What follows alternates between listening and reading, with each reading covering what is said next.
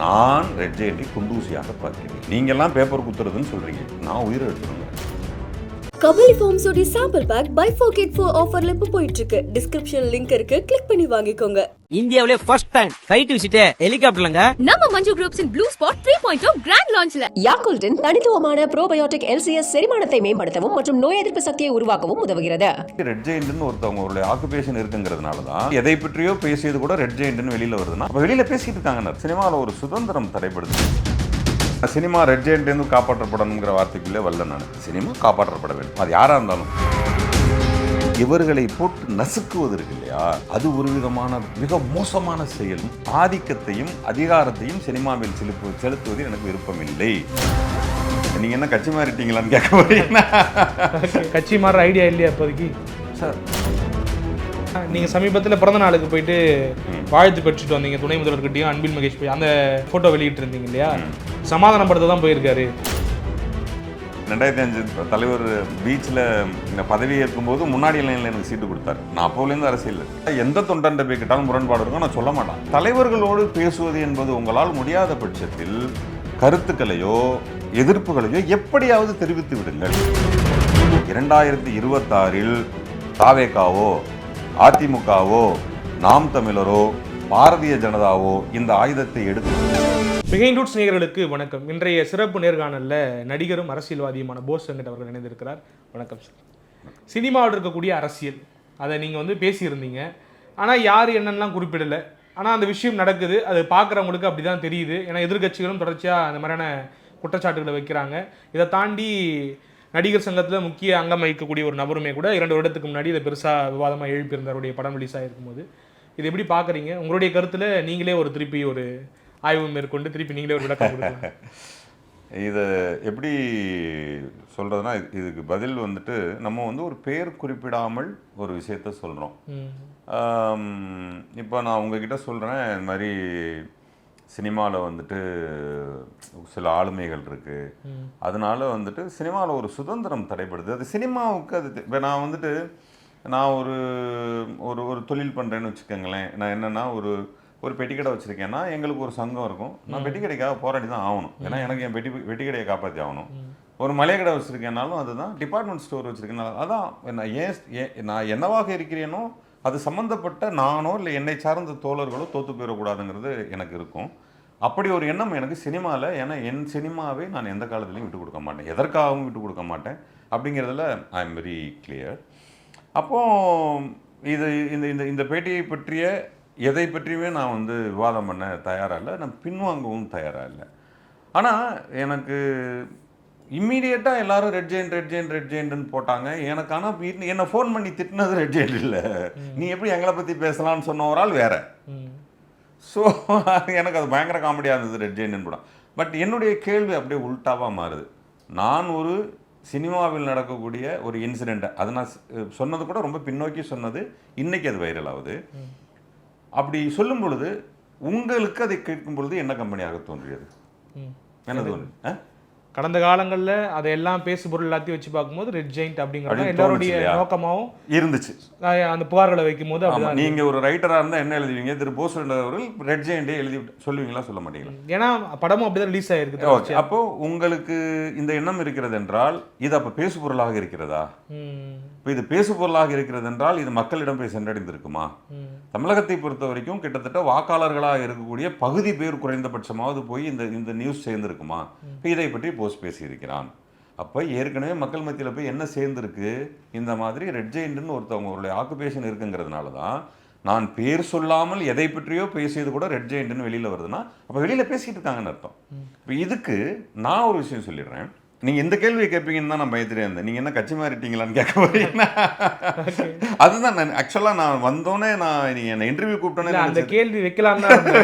சமீபத்தில் உங்களுடைய எக்ஸ் தளத்தில் போய் பார்க்கும்போது நீங்கள் துணை முதல்வரோடையும் அன்பிலோடையும் இருக்கக்கூடிய புகைப்படங்களை பார்த்துட்டு சரி கேட்போம் ஐடியா இருக்கா அப்படின்னு சொல்லிட்டு என்னுடைய எஃபியிலேருந்து அந்த 2 சகோதரர்கள் உங்களால் என் மரணகாலம் வரையும் மாற்ற முடியாது.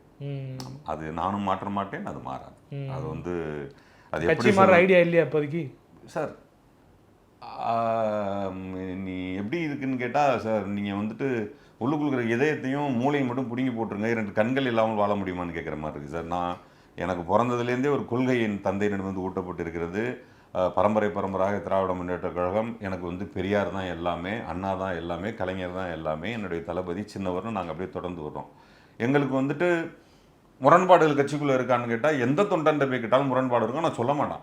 பட் என்னை பொறுத்தவரையில் திராவிட முன்னேற்ற கழகமாக இருந்தாலும் சரி, மற்ற கழகத்தில் இருக்கிறவர்கள் தலைவர்களோடு பேசுவது என்பது உங்களால் முடியாத பட்சத்தில் கருத்துக்களையோ எதிர்ப்புகளையோ எப்படியாவது தெரிவித்து விடுங்கள். அது எப்படியும் போய் சேர்ந்துடணும். ஏன்னா 2011 எலெக்ஷனு நீங்கள் ஸ்ரீராம் என்னையா எவ்வளோ நாளையா அரசியலில் இருக்குன்னு கேட்டாதீங்க, எப்போலேருந்தோ இருக்கும். 2006 2005 தலைவர் பீச்சில் இந்த பதவி ஏற்கும்போது முன்னாடி லைனில் எனக்கு சீட்டு கொடுத்தாரு. நான் அப்போலேருந்து அரசியலில் இருக்கேன். 11 எலெக்ஷன் போயிருக்கிறப்போ தோனி 6 அடித்து வேர்ல்டு கப் வாங்கியிருக்கோம். அப்போ காஞ்சிபுரத்தில் தலைவர் அவர்கள் முத்தமிழறிஞர் வந்து தங்குறாரு. தங்கினப்போ இங்கே எங்கெங்கே யார் இருக்காங்கன்னா போஸ் இருக்கான். அவன் இருக்கான், நான் வர சொல்லுன்ட்டார். அடிச்சு பிடிச்சி ஓடுறேன் நான் கெஸ்ட் ஹவுஸ் போகிறேன். போனப்போ ஜெயிச்சிட்டோன்றார். ஏதோ தோனி அடித்து வேர்ல்டு கப் ஜெயிச்சிட்டோம். ஆனால் நான் பயங்கர ஃபெடப்பில் இருந்தேன். அப்போ என்ன ஃபெடப் எனக்கு இருந்ததுன்னா, வெளியிலேருந்து பார்க்கக்கூடிய மக்கள் இருக்காங்கல்ல, நான் வந்து அன்னைக்கு பிரச்சாரம் பண்ணாமல் முழுமையாக என்னுடைய நண்பன்கிட்ட கேட்டால் தெரியும். நண்பன் தற்போது எம்எல்ஏவாக இருக்கார் எழில். ஆமாம் ஆமாம், நாங்கள்லாம் இதை பற்றி அப்போயே மிகப்பெரிய விவாதத்தில் ஈடுபட்டோம். எழிலாம் பயங்கரமாக என்னங்க இப்படி பேசுகிறானுங்க. நாங்கள் 2 பேரும் தான் போவோம். இன்னைக்கு எம்எல்ஏவாக இருக்கார். போய் உட்காந்து கேட்கும் பொழுது 2G அலைக்கற்றை பற்றி ஒரு விளக்கமாக பேசுகிறாரு. மக்களுக்கு போய் சேரலை.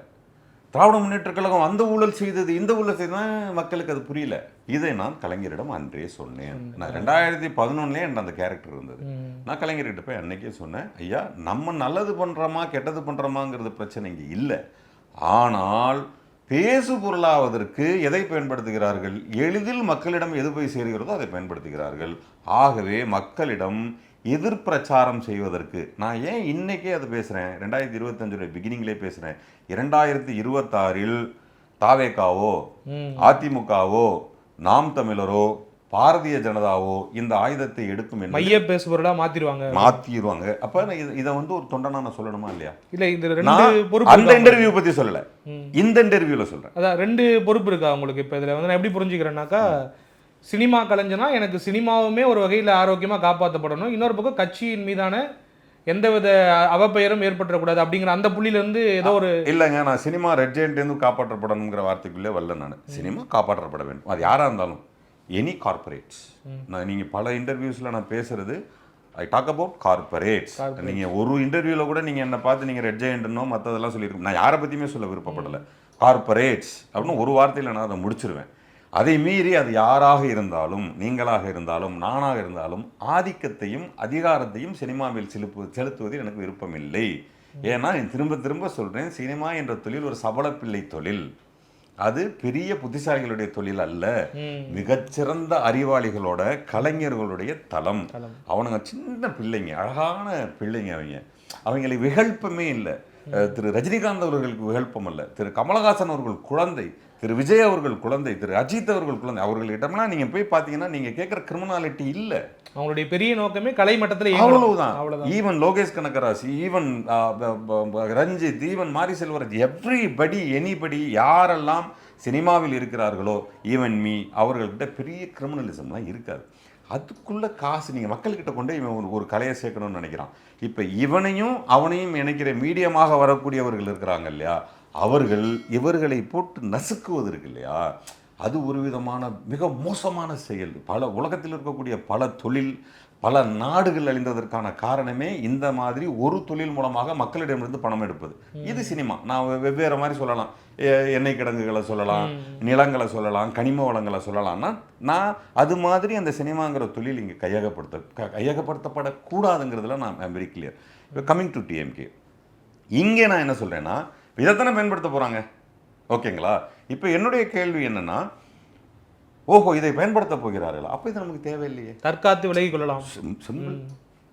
இல்லை, ஏன் கேட்குறேன்னாக்கா, கடந்த முறை வந்து விஷால் அவர்கள் வந்து இந்த மாதிரியான விமர்சனம் வைக்கிறாரு. எனக்கு வந்து மிரட்டினாங்க ஃபோன் பண்ணி, நீ வந்து தள்ளி போன்னு சொல்கிறாங்க, அவங்க யார் சொல்கிறதுக்கு அப்படின்னு சொல்லிட்டு வெளிப்படையாகவே சில விஷயங்கள் பேசினா, அதை நீங்கள் பார்த்துருப்பீங்க.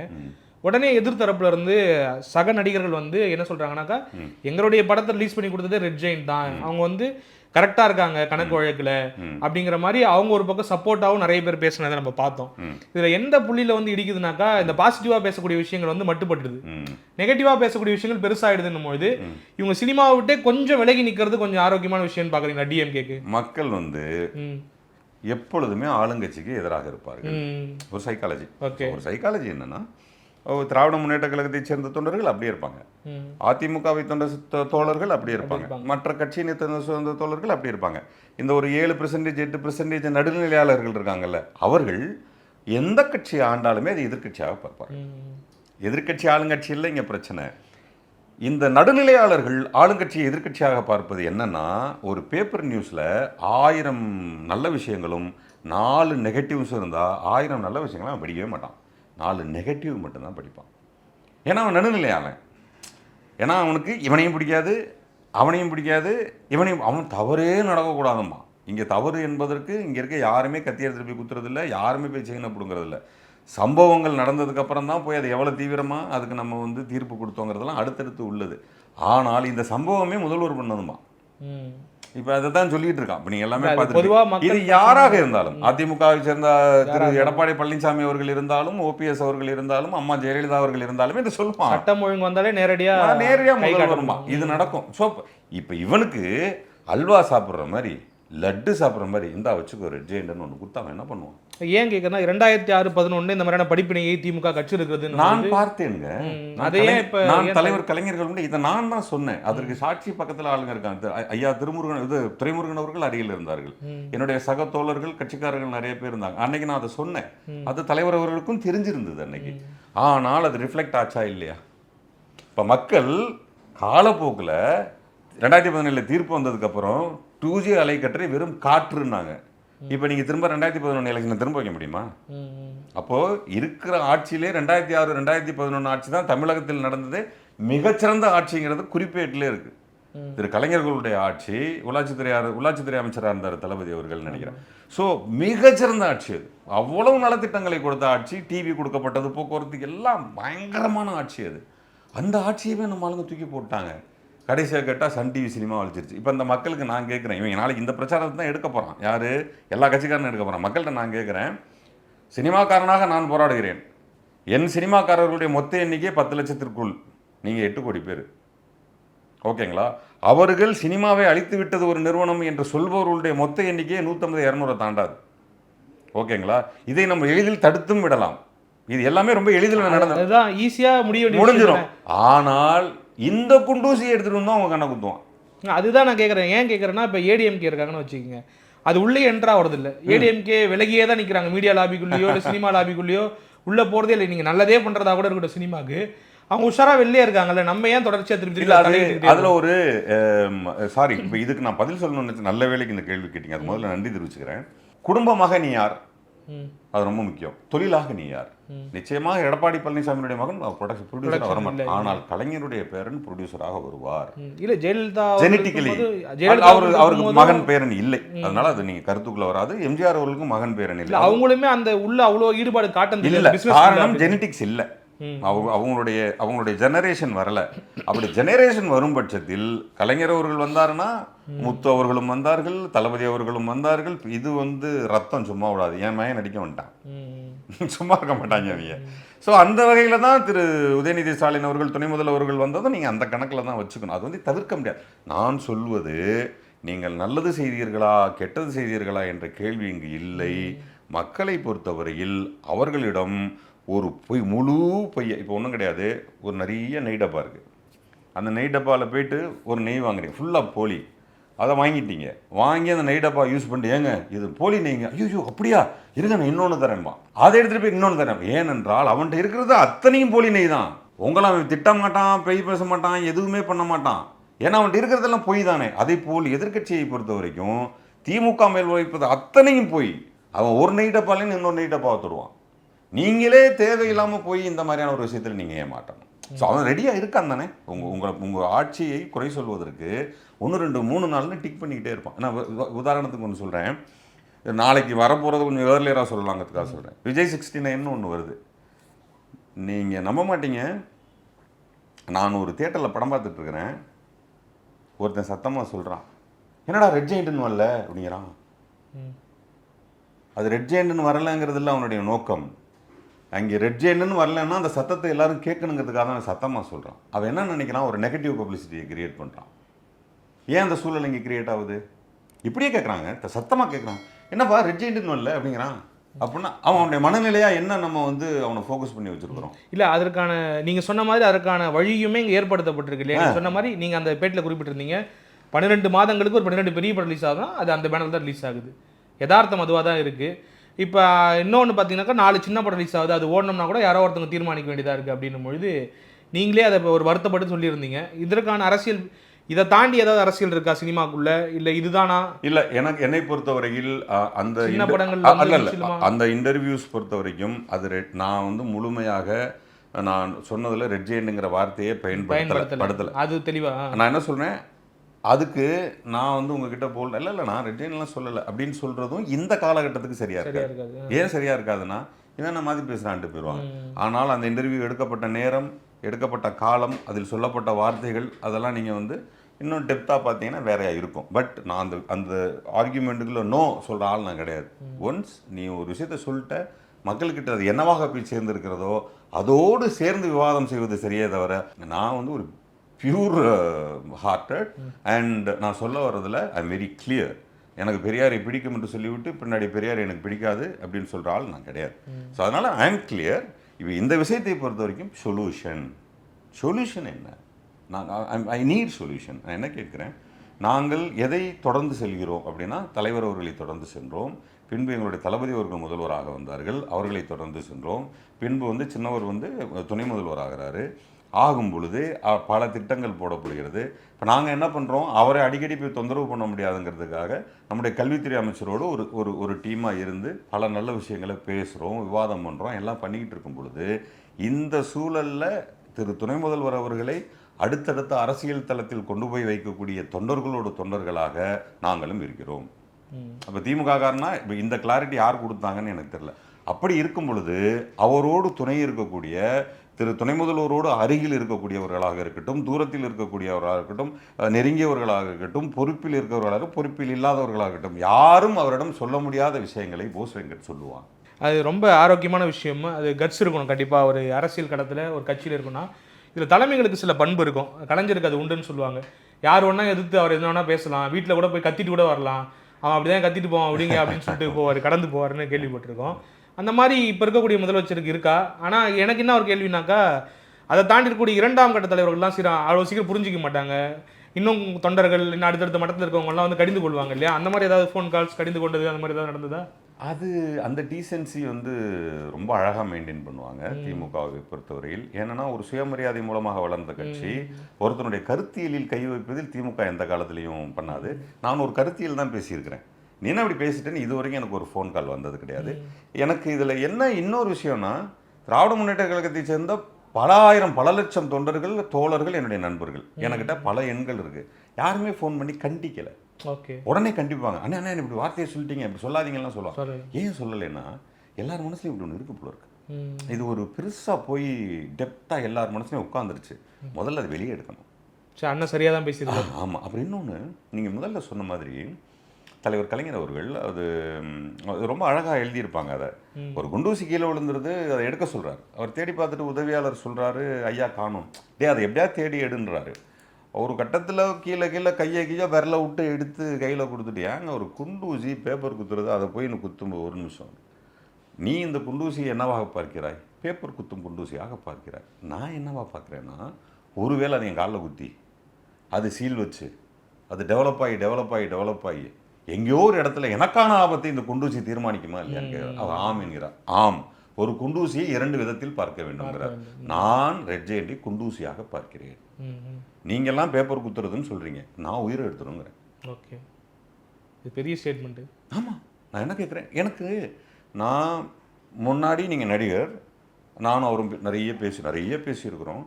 நானே சொல்லியிருக்கேன், நீங்கள் தலைவருக்கு அப்புறம் உங்கள்கிட்ட பெரிய ஷார்ப்னஸ் இருக்குது, நீங்கள் அரசியல் அண்ணே என்னண்ணே நீங்கள், நான் என்னென்ன அரசியல்வாதி அப்படின்லாம் சொல்லுவார். அப்புறம் கொஞ்ச நாள் கழித்து இளைஞரணி செயலாளர் ஆகிறார். நான் போய் வாழ்த்து சொன்னேன், அண்ணே இழுத்து கொண்டாந்து விட்டுட்டீங்க இல்லைன்னேன்னாரு. அப்புறம் பார்த்தா அப்படி குரோத் ஆகிறாரு.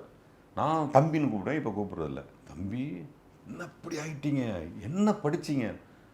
அப்புறம் நானே சொன்னேன், எப்பா தாத்தா அறிவு அப்படியே இருக்கு உங்களுக்குன்னு நான் தான் சொன்னேன். நான் அவருடைய படிப்படியான வளர்ச்சியை என் மகன் என் மகள் வளர்வு நான் ரசிக்கிறேன்ல. எனக்கு ஒரு எம்எல்ஏ, மினிஸ்ட்ரு, துணை முதல்வருங்கிறத கொண்டாடி இருக்கோம்ல, எங்கள் வீட்டில் ஸ்வீட் வாங்கி கொடுத்துருக்கோம்ல, அந்த இப்போ துணை முதல்வருங்கிறது நாங்கள் முதல்வர்னு பார்க்கணுன்னு ஆசைப்படுவோம் தானே, ஏன் எனக்கு இன்னும் அடுத்தடுத்த growth பார்க்கணுன்னு ஆசைப்படுவோம் தானே. அது வர்றதுக்கு எது தடையாக இருக்கோ உங்களுக்கு முன்னாடி நான் போய் நிற்பேன் நெஞ்ச காட்டிக்கிட்டு. அதுதான் பாராட்டும் உரிமை இருக்கு, விமர்சிக்கவும் உரிமை இருக்கு. கொடுத்துருக்காங்கங்கிறேன்.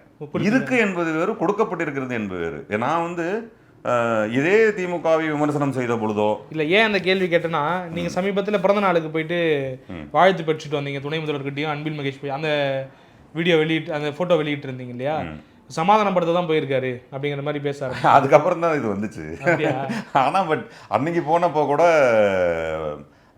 துணை முதல்வர் சின்னவர் என்ன பண்ணுறாரு அப்படின்னா, அண்ணே ஒரு படம் பார்த்தேன் பிரமாதமாக இருந்துச்சு, அது என்ன பண்ண ஞாபகம் இல்லையே அப்படின்னாரு. என்ன படமாக இது? விடுதலை 2 கங்குவான் டிஎன்ஏன்னு ஒரு படம் பார்த்தேன். எஸ் நான் யோசிச்சு ரிலீஸ் ஆகலையே அண்ணா, நேற்று படம் பார்த்தேனே அண்ணா, என்ன அப்படி நடிச்சிருக்கீங்கண்ணே அப்படின்னாரு. அதான் தேங்க்ஸ் தம்பி. அப்புறம் யோசிச்சேன், அப்புறம் பார்த்தா போஸ்டரில் டிஎன்ஏ ரெட் ஜெயண்ட்னு இருந்தது. நம்ம இதுக்கு எதிராக தானே ஒரு மனநிலையோடு இருக்கோம். ஐயோ இவன் ஏற்கனவே நம்ம ஆளுகளை இவங்க சும்மா அவனுக்கு வாயில் எதையாவது தூக்கி போட்டால் மின்னுக்கிட்டே இருப்பான் நம்ம ஆளு. மக்களை பொறுத்த வரைக்குங்க அவங்களுக்கு ரொம்ப எளிதான விஷயத்த கொடுத்துட்டீங்கன்னு வச்சுங்க, போட்டு கசக்கி நச்சு புழிஞ்சு நம்மளை ஒன்றுமெல்லாம் பண்ணிவிடுவான். இது மக்கள் வந்து அவ்வளோ அதனால் எனக்கு இந்த விஷயத்தில் நம்ம கலைஞர் மாதிரி தான் இருக்கணும். இது ப்ராப்ளம் இதனால தான் வருது, ப்ராப்ளம் இதனால் வந்துடும். இந்த 2 பயம் இருக்குன்னா, நான் இப்போ டோட்டலாக இப்போ அண்ணா என்ன சொல்கிறாரு தனித்தமிழ்நாடுன்னு கேட்கும் பொழுது ரொம்ப அழகான பதில் சொல்கிறார். எதிரே காளை, அதற்கு பின்பு என் மக்கள். நான் காளையை அடக்கச் சென்று என் உயிர் மாய்த்தால் என் மக்கள் பணி எனக்கு கெட்டு போயிடும். அப்போ காளையை விட்டு விலகிச் செல்வதா அல்லது காளையை அடக்குவதா? காளையை அடைக்கிறான் வீரம் என்று நீ சொல்வாய், நான் அதை சொல்லவில்லை. காளையை தவிர்த்து விட்டு புத்திசாலித்தனமாக சென்று என் மக்களுக்காக போராடுன்னு தான் சொன்னார் அண்ணா. அப்போ எதை தவிர்க்கணும்? மரணம் வரைக்கும் போகிற விஷயத்தை தவிர்த்துடணும். அப்போ தான் மக்களுக்காக வேலை செய்ய முடியும். அப்படின்னா 2026 எலெக்ஷனுங்கிறது நமக்கு அம்மா ஜெயலலிதா அவர்கள் வந்து ஒரு வார்த்தையை பயன்படுத்தினாங்க. அந்த வார்த்தையெல்லாம் பயன்படுத்தக்கூடாது. கண்ணுக்கெட்ட தூரம் வரைக்கும் எந்த விதமான எதிரியையும் நான் பார்க்கவில்லை அப்படின்னாங்க. கடைசியாக காலன் உங்களுக்கு வந்து எதிரியாக நின்னார். கட்சி எதிரியாக நிற்கல, காலனே வந்து எதிரியாக நின்னாங்க. அப்போது அப்படி ஒரு மனநிலையில் அரசியல் நடத்தக்கூடாது. நம்ம எவ்வளவு நல்லது செஞ்சாலும் என்ன பண்ணாலும் ஒருத்தன் வந்து உள்ளே வந்துட்டு எதாவது ஒரு பொய்யை சொல்லுவான், உள்ளே வந்துட்டு எதாவது ஒரு அலிகேஷனை வைப்பான், அதும்பா இதும்பா. அதுக்கான வாய்ப்புகளை நம்ம கொடுக்கக்கூடாதுங்கிறதுல நான் ரொம்ப இன்னொன்று அரசியல் களத்தில் இப்போ பரபரப்பாக 2 நாட்களுக்கு முன்னாடி நடந்தது என்னன்னாக்கா, பிரசாந்த் கிஷோர் அவருடைய அந்த தேர்தல் வியூக நிறுவனம் ஏற்கனவே வந்து நம்ம ஊரில் வந்து திமுக வேலை பார்த்துருக்குறாங்க, மற்ற மாநிலங்களில் மோடி அவர்களுக்காக இருக்கட்டும் நிறைய பேர் வேலை பார்த்துருக்குறாங்க, விஜய் அவர்களை சந்திச்சிருக்கிறாங்க. என்ன மாறுதல் நிகழ்வுன்னு நினைக்கிறீங்க? என்ன ஸ்ட்ராட்டஜிக்கலாக மூவ் பண்ணுவாங்க? ஏதாவது உங்களுக்கு ஏதாவது தெரியுது அந்த கண்ணோட்டம்? அதான் இது ஒரு குழந்தைகள் அணி, அது நல்லா இருக்கு, டைட்டில் பியூட்டிஃபுல்லாக இருந்தது. இந்த குழந்தைகள் அணியை வந்து அந்த குழந்தை வந்து பீகாரில் ஒரு 4 சீட்டு நின்னாப்புல நின்று 3 வந்து டெபாசிட்டே வாங்கலை. நிச்சயமாக அதுக்கு ஒரு கணிப்பு, அரசியல் கணிப்பு தானே, அவர் வேலையாக தானே அரசியல் கணிப்பு பண்ணியிருப்பார். அவர் அந்த அரசியல் கணிப்புக்கு முன்னாடி அந்த பீகார் தேர்தலில் என்ன அனௌன்ஸ் பண்ணியிருக்கணும்னா, நாங்கள் 4 தொகுதிகளில் நிற்கிறோம், 3இல் டெபாசிட் வாங்க மாட்டோம், 1இல் மட்டுமே டெபாசிட் வாங்குவோம் அப்படின்னு சொல்லியிருந்தாவே அவர் அரசியல் பொறுத்த வரைக்கும் ஒரு மிகச்சிறந்த கணிப்பாளராக நம்ம வந்து கவனிக்கலாம். வென்று விடுவோம்னு தான் சொன்னார். அப்போது இப்போ நீங்கள் ஒன்றும் இல்லை, நீங்கள் எனக்கு ஒரு 1 கோடி ரூபாய் கொடுத்து எனக்கு ஒரு 30% ஓட்டு வரும்னு சொன்னீங்கன்னா நானே போய் சொல்லிட்டு வந்துடுவேன். அதுக்கு பிரசாந்த் கிஷோரே தேவையில்லை. அப்போ அந்த பிரசாந்த் கிஷோரை பயன்படுத்துவதற்கான நுணுக்கம் என்ன அப்படின்னா, அது மிகப்பெரிய வியாபாரம். அது இப்போ பிரசாந்த் கிஷோரே வந்தார், பிரசாந்த் கிஷோரே சொன்னார் 30 விழுக்காடு உங்களுக்கு வாக்குவிடும் என்று சொல்லிவிட்டு சென்று விட்டார்.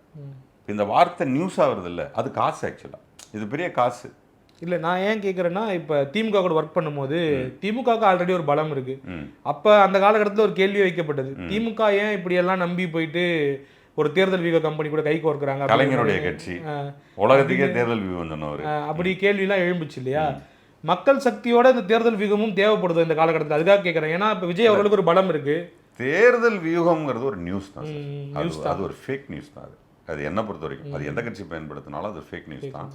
திமுகவை பொறுத்த வரைக்கும் அன்னைக்கு வந்து அம்மையார் இல்லாத ஆப்போசிஷன், மேயர் இல்லாத ஆப்போசிஷன் அன்னைக்கு வந்து பயங்கர அலிகேஷன்ஸ் இருக்கக்கூடிய எதிர்க்கட்சி. அவங்க ஆட்டோமேட்டிக்காக டவுன் ஆக வேண்டிய கட்டாயம். நிறைய சிதைவுகள் ஆமாம். இருந்தது. ரெண்டாவது கூட்டணியை பொறுத்த வரைக்கும் பாமக பிரிஞ்சு போய் இவங்களோட சேர்ந்துக்கிட்டு அவங்க ஒரு தனியாக இருக்கிறாங்க. பாஜகவுக்கு பெரிய நல்ல பேர் கிடையாது. அதிமுகவோட பாமக அவங்க கூட தான் இருந்தாங்க. அதை பாமக யார் கூட இருந்தாங்க? அதிமுக கூட தான் இருந்தாங்க. இருந்தாங்க. இவங்க தேமுதிக தான் இது கூட இருந்தாங்க. போனாங்க. என்ன டிடிவி கூட முடிஞ்சு போகுது இல்லையா? தேமுதிக எப்படி முடிஞ்சு போதே. உங்களுக்கு அந்த அந்த பிரிவினையே பெரிய லெவலில் ஓட்ட பிரிக்கும். இதையெல்லாம் சொல்றதுக்கு ஒரு பிரசாந்த் கிஷோர் வரணுமா என்ன? நான் சொல்றது இப்போ என்ன கூட்டணி நடந்துக்கிறதுக்காக சொல்லலை. புரியுது. விளையாட்டா நம்ம என்ன மச்சான் யார் கூட கூட்டணி வச்சா மச்சான் அவன் கூட ஐயோ 2% போச்சு. இதை நம்மளே எழுதி கொடுத்துருவோம் பேப்பர்லையும் பேனாலே. அதுக்கு எதுக்கு ஒரு பிரசாந்த் கிஷோர்? ரெண்டாவது நான் இப்படி கேட்குறேனே, இப்போ வந்து தாவேக்காவுக்கு ஒரு ஓட்டு சொல்கிறாரு. இப்போ நிறைய மாவட்ட செயலாளரை வந்து அவங்க ஃபிக்ஸ் பண்ணியிருக்காங்க. ஒரு மாவட்ட செயலாளர் குளித்தலைக்கு பக்கத்தில் ஏதோ ஒரு ஊர்னு வச்சுக்கோங்களேன், அவரை போட்டிருக்கிறாங்க. இல்லை எங்கள் அறந்தாங்கி பக்கத்தில் ஏதோ ஒரு ஊரில் அவர் 36 நிற்கிறாரு. நீங்கள் விஜய்க்கு வந்து 36 கொடுக்குறீங்க. அவரது தன்னிச்சையாக ஒரு தவறான ஆளாக இருந்து தவறான பேர் எடுத்திருந்தா அங்கே என்ன வாக்கு விழும்? ஆட்டோமேட்டிக்காக போயிடும். 234 தொகுதியும் பிரசாந்த் கிஷோர் ஆட்கள் போய் அங்கே இருக்கக்கூடிய மாவட்ட செயலாளர்களுடைய தற்போதைக்கு தான் போட்டிருக்கிறாங்க. இன்னும் பாதி பேருக்கு போடவே இல்லை. அதற்கு நடுவில் அங்கே என்ன வேல்யூ இருக்குன்னு இவரால் என்ன கண்டுபிடிக்க முடியும்? நீங்கள் அதே மாதிரி ஒரு நடிகரை கணக்கு பண்ணும்போது அவர் நடிகராக ரசிகர்களை கணக்கு பண்ணும்போதே வாக்காளர்களை கணக்கு பண்ணும்போது பெரிய வித்தியாசம் இருக்குது. நான் சமீபத்தில் எங்கே போய் விசாரித்தாலும் 8th ஸ்டாண்டர்ட் கீழே இருக்கவங்க பூரா விஜய்க்கு தான் ஓட்டு போடுவேங்கிறான். ஆமாங்க. எங்கே போய் என்னப்பா அதுலாம் ஒரு வீட்டில் பயங்கரமாக சண்டே வந்திருக்கு. ஒரு குழந்தை ஒன்று வந்துட்டு இன்னும் நீங்கள் விஜய்க்கு ஓட்டு போடல, நான் ஓட்டு போடுவேன். இப்போ இவங்கெல்லாம் வரணும் ஓட்டு போடுறதுக்கு. 8th ஸ்டாண்டர்ட் கீழே இருக்கவங்களாம் வந்து ஓட்டு போடணும். அதெல்லாம் பிரசாந்த் கிஷோர் அதெல்லாம் கணக்கு பண்ணிட்டாருன்னு நினைக்கிறேன்.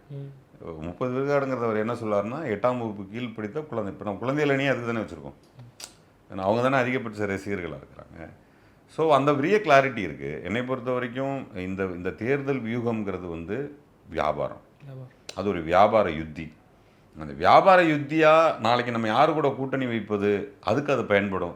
இல்லை யாரெல்லாம் நம் கூட கூட்டணி வைப்பாங்க, நம்ம என்ன நம்பிக்கையை ஏற்படுத்தணும் மற்ற கட்சிகளுக்கு, அதுக்கு தான் இதெல்லாம் பயன்படுமே தவிர மக்களை பொறுத்த வரைக்கும் நியூஸ் பேப்பரை எப்படி முதல் நாள் படிச்சுட்டு அடுத்த நாள் சுண்டலுக்கு யூஸ் பண்ணி தூக்கி போட்டு போயிடுவாங்களோ அந்த மாதிரி பிரசாந்த் கிஷோர்லாம் முதல் நாள் தான் நியூஸு. அதனால் அது ஒரு பெரிய வேல்யூ கிடையாது.